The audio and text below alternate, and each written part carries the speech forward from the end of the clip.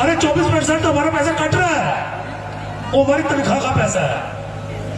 उस तनख्वाह का पैसा ही हमें वापस करना है, उसी तनख्वाह का पैसा हमें वापस करना है। और हमारे पैसे का बंदरबाट किया जा रहा है। हमारे पैसे को आज 10 लाख करोड़ से ऊपर एनपीएस का पैसा इकट्ठा कर रखा है साथियों, जिसको अडानी और अंबानी को दिया जा रहा है चोर खाते से। और वो रोज नई कंपनियां बना रहे हैं, रोज नए लोन ले रहे हैं और अपने पैसे को विदेशों में शिफ्ट कर रहे हैं और लगातार घाटा दिखा रहे हैं। तो हमारे अभी हम नव निर्माण होने जा रहे हैं हमारे रेलवे स्टेशन का, बहुत अच्छी बात है, विकास होना चाहिए। अब रेलवे स्टेशन का जो निर्माण हो रहा है किसके पैसों से हो रहा है? हमारे और आपके खून पसीने की मेहनत की कमाई जो हमने टैक्स में दिया, एक एक पैसा टैक्स देके इकट्ठा करके आज नव निर्माण हो रहा है, एक बड़े आलीशान स्टेशन का निर्माण हो रहा है। हमें खुशी है, हम चाहते हैं इसी तरह से निर्माण हो, हम इंफ्रास्ट्रक्चर में इतने बढ़िया हो जाए कि जापान के साथ हमारी जो है तुलना की जाए। पर जब ये बन जाएगा तो अपने दोस्त को नीलाम कर दिया जाएगा। हमारे खून पसीने की कमाई से बन रहा है, हमें इसमें सब्सिडी नहीं मिलेगी। इसको जिसको बेचा जाएगा वो फिर हमें छिल लगाएगा। वो घंटे के हिसाब से आपसे ही पैसे लेगा कि आप यहां रहेंगे 1 घंटे के 100 रुपए, वहां रहेंगे तो 1 घंटे के 200 रुपए। हमें फिर भी खुशी होती अगर ये 100-200 रुपए जो लिया जाए घंटे के, अगर वो सरकार के खाते में जाता, सरकार कुछ और निर्माण कराती। लेकिन सरकार वो सिर्फ सरमायादारों को, पूंजीपतियों को पैसा चोर खाते से देके, उनको एनपीए पे डाल के, उनको कर्ज मुक्त करके और हम लोगों के ऊपर कर्ज बढ़ाई जा रही है। विश्व बैंक का 150 लाख करोड़ का पैसा लिया है, 150 लाख करोड़ उधार लिया हुआ है। तो ये लगातार बढ़ता जा रहा है, हम लोग कर्जे की स्थिति में आते जा रहे हैं और पेंशन जो हमारे हक है उससे हमें वंचित किया जा रहा है। इसीलिए साथियों बुलारे बहुत है, कहने के लिए बहुत कुछ था, लेकिन मैं समय का ध्यान रखते हुए मैं अपनी वाणी को विराम दूंगा। 2 नारे लगाना चाहूंगा, मैं उम्मीद करूंगा पूरे जोश के साथ आप उसका जवाब देंगे।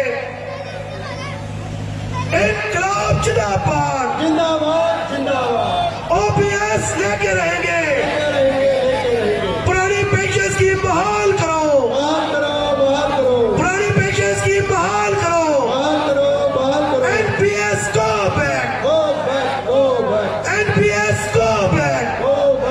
धन्यवाद साथियों। अब मैं निवेदन करूंगा साथी भरतराज जी से वो आए और अपने विचार रखें। आरसीएफ से हमारे साथी हैं Bharatraj ji, joint secretary front against NPS in railway के साथी भरतराज जी।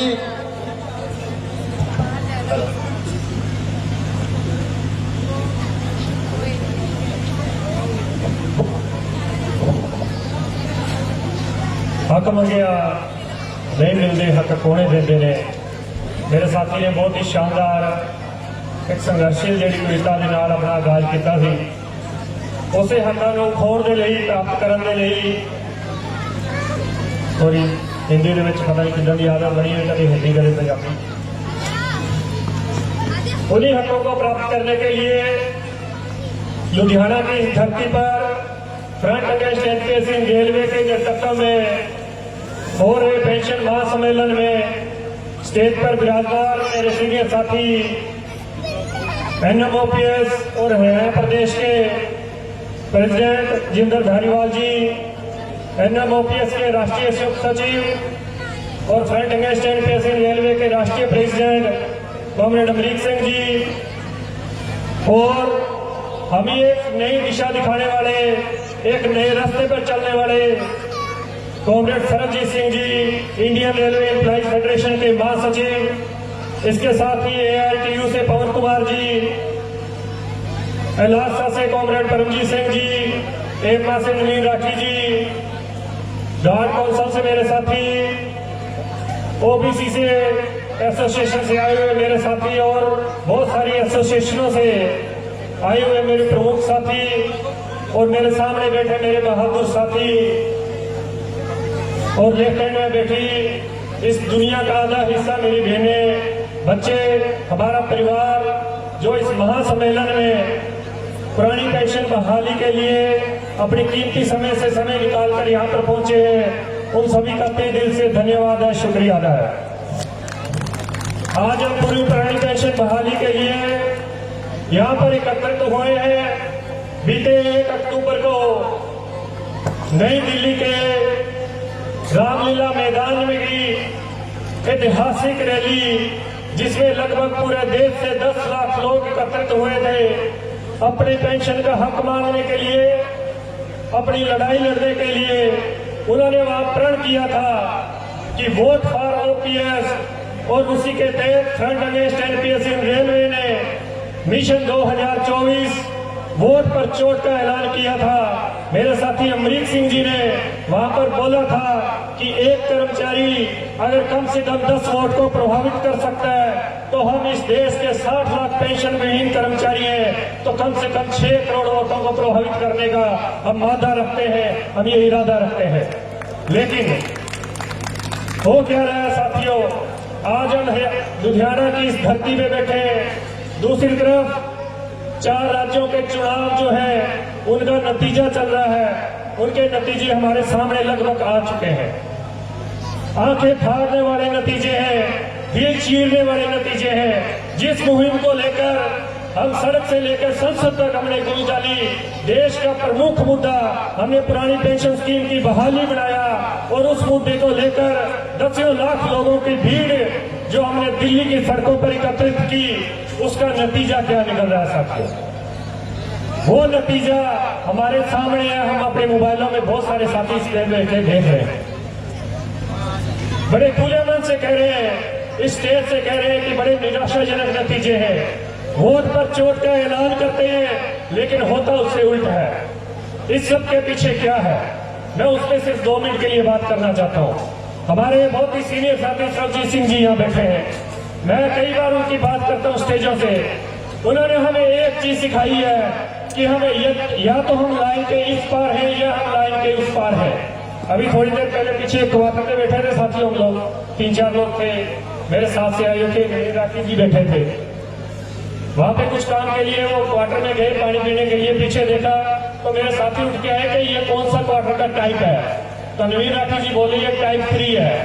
तो मेरे साथी बोले कि भाई साहब, अगर ये क्वार्टर हमारे पास होता तो शायद हमारे घर वाले हमें छोड़ के भाग जाते।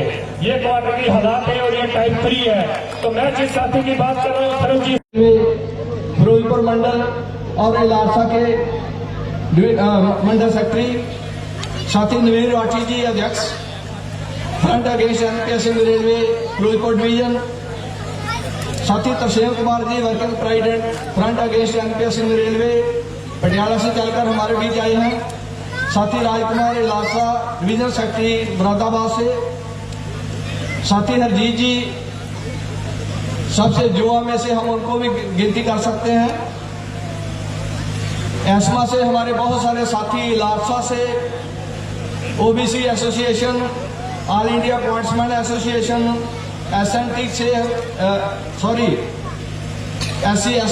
SC/ST एसोसिएशन से, सीपीएफ एम्प्लॉई यूनियन पंजाब से हमारे बहुत सारे साथी आए हुए हैं।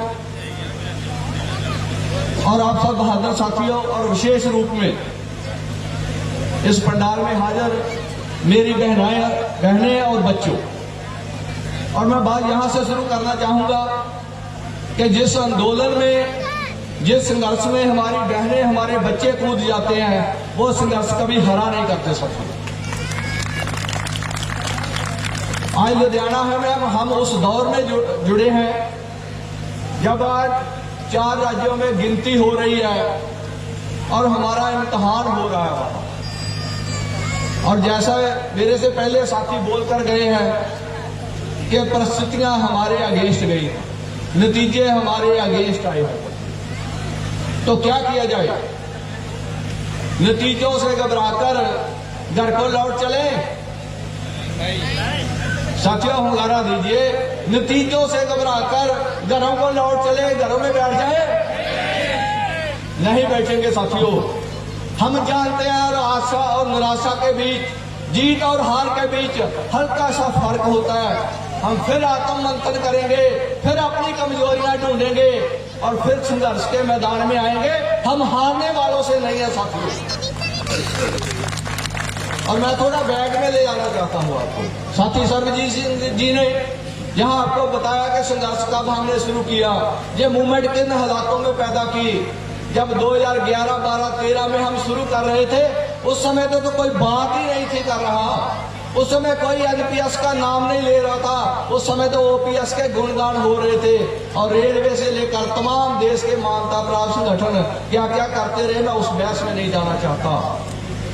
याद करिए वो मंजर 2003 का वर्ष, जब 22 दिसंबर 2003 को उस समय के तत्कालीन वित्त मंत्री वाजपेयी की अगुवाई वाली सरकार में इस देश की पार्लियामेंट में बिल लेकर आते हैं, अध्यादेश लेकर आते हैं। और वो उस अध्यादेश को 10 साल के बाद यही कांग्रेस, जिसके आप राहुल गांधी जी, मल्लिकार्जुन खड़गे साहब कह रहे कि हम ओपीएस बहाल करेंगे, इसी पार्टी की सरकार थी। याद करिए जरा, 2013 सितंबर का महीना था।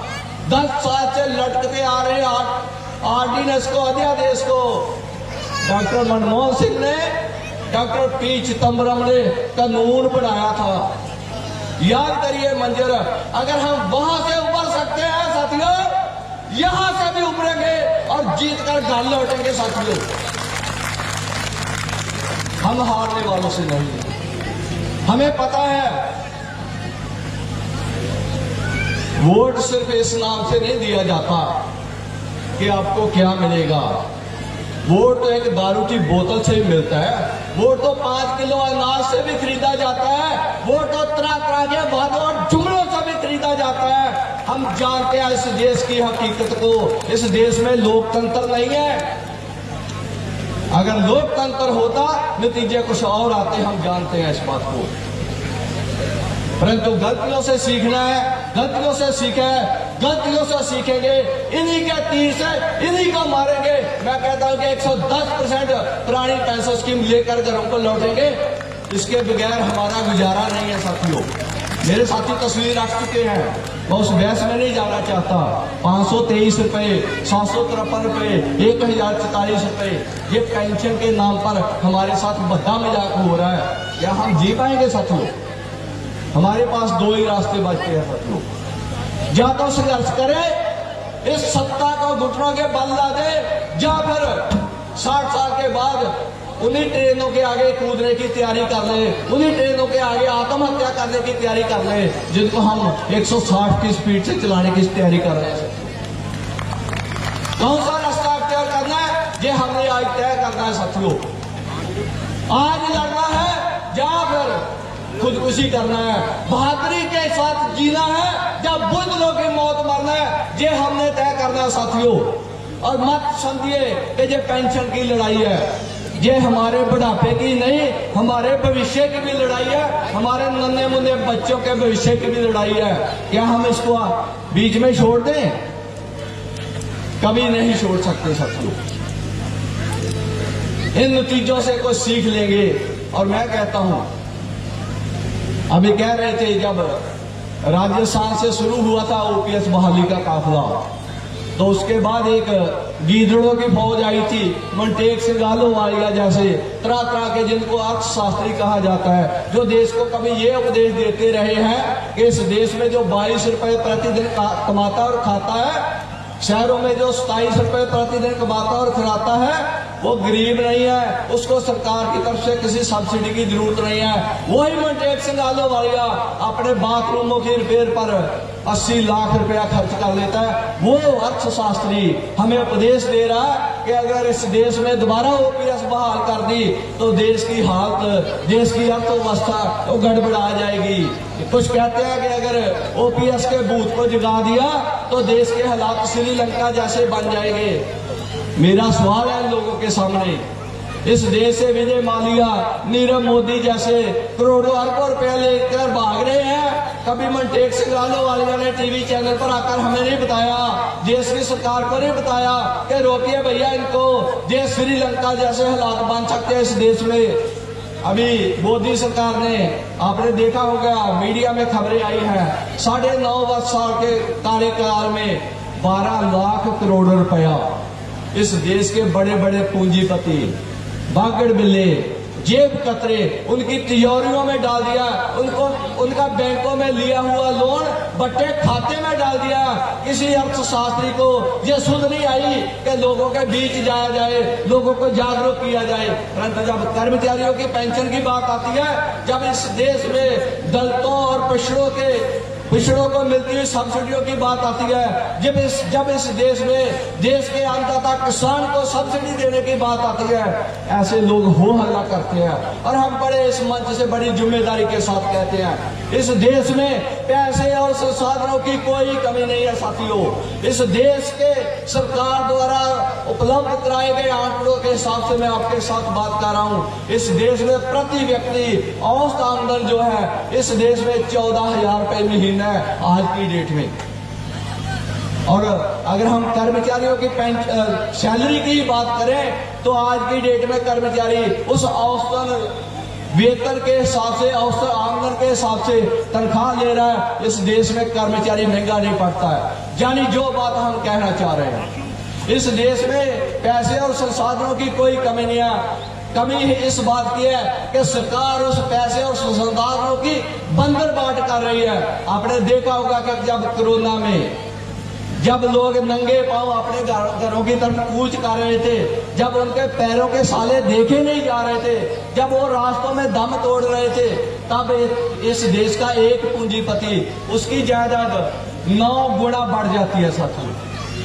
ये इस देश की सरकार द्वारा, ये इस देश के प्रधानमंत्री द्वारा मचाई गई अंधाधुंध लूट है कि इस देश का गरीब भूखा मर रहा है, उसके लिए पर्याप्त साधन नहीं है, पीने को पानी नहीं है। इस देश के पूंजीपति जो है वो गुलछड़े उड़ा रहे हैं, उनकी जायदाद गुना में बढ़ रही है। तो इस देश की सत्ता को हमने अगर सबक सिखाना है, वोट हमारा, मत हमारा अधिकार है, हम इसके प्रति हमें जागरूक होने की जरूरत है।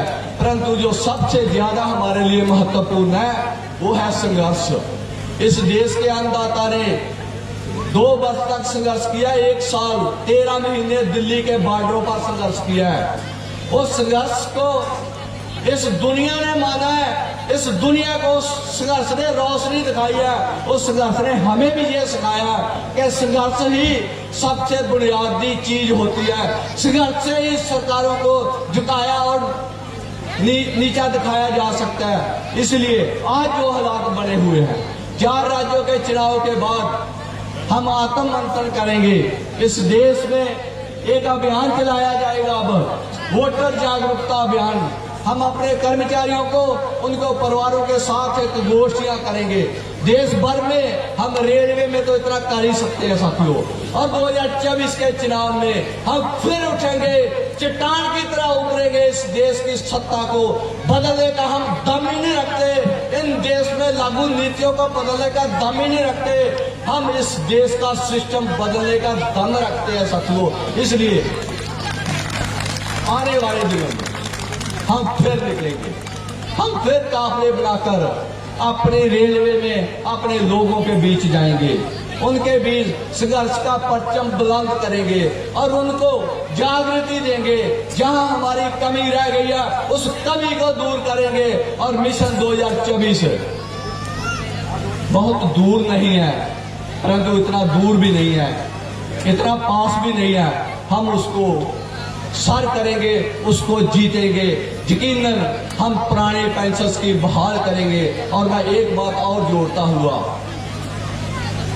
आज देश के मान्यता प्राप्त संगठनों को एक जाग आई है।